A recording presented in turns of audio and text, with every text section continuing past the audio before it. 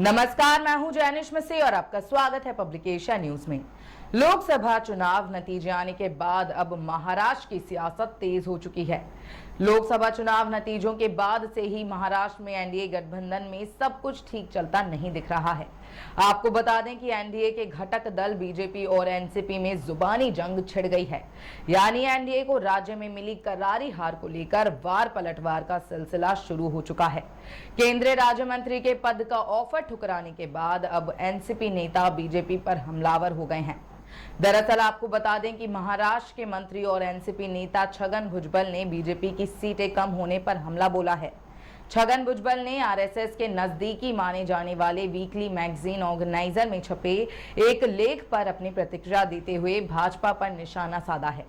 आपको बता दें कि लेख में एनसीपी के साथ गठबंधन करने के लिए भाजपा की आलोचना की गई थी। आरएसएस के ऑर्गेनाइजर में छपे लेख ने एनसीपी में मचे घमासान को और भी ज्यादा हवा दे दी है।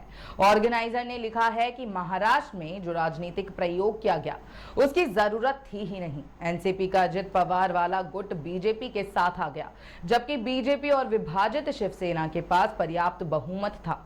इसमें आगे लिखा गया, एनसीपी में चचेरे भाई बहनों में जिस तरह की कलह चल रही है उससे शरद पवार 2-3 साल में ही फीके पड़ जाते।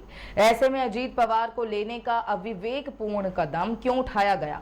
बीजेपी ने एक झटके में अपनी ब्रांड वैल्यू कम कर दी। ऑर्गेनाइजर में छपे इस लेख से हड़कंप मचना तो तय ही था। एनसीपी ने भी तीखी प्रतिक्रिया देने में देर नहीं की। इस पर भुजबल ने कहा कि कुछ हद तक तो लेख सही है, क्योंकि पूर्व मुख्यमंत्री अशोक चव्हाण जैसे कांग्रेस नेताओं को शामिल करने के लिए बीजेपी की आलोचना सही है। एनसीपी नेता ने कहा कि लोकसभा चुनाव में उन्हें 48 सीटों में से सिर्फ 4 सीटें दी गईं। वहीं उन 4 सीटों में से भी 2 उनसे छीन ली गईं।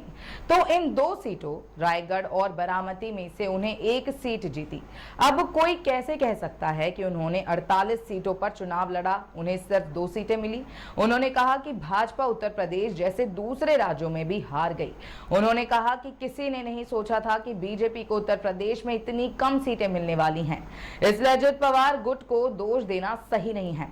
वहीं राकांपा के युवा शाखा के नेता सूरज चौहान ने भी तीखी प्रतिक्रिया देते हुए कहा कि जब बीजेपी अच्छा प्रदर्शन करती है तो इसका श्रेय आरएसएस को जाता है, मगर हार का ठीकरा अजित पवार पर फोड़ दिया जाता है। चौहान ने कहा कि आरएसएस ने जो भी लिखा है उससे हमारी पार्टी के ब्रांड को डैमेज करने की कोशिश की गई है और अगर ऐसा कोई करेगा तो हमें भी सामने आना पड़ेगा। वहीं अब उनके इस बयान पर पलटवार करते हुए बीजेपी एमएलसी प्रवीण दारकेकर ने कहा कि आरएसएस हम सभी के लिए पिता समान है।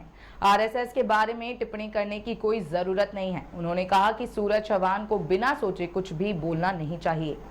आपको बता दें कि एनडीए में मची एक खींचतान विधानसभा चुनाव से पहले उसके लिए खतरे की घंटी साबित हो सकती है। पहले भी नई सरकार के गठन के वक्त एनसीपी के मंत्री पद लेने से इनकार कर दिया था और इससे मुंबई से लेकर दिल्ली तक एनडीए की किरकिरी हुई थी।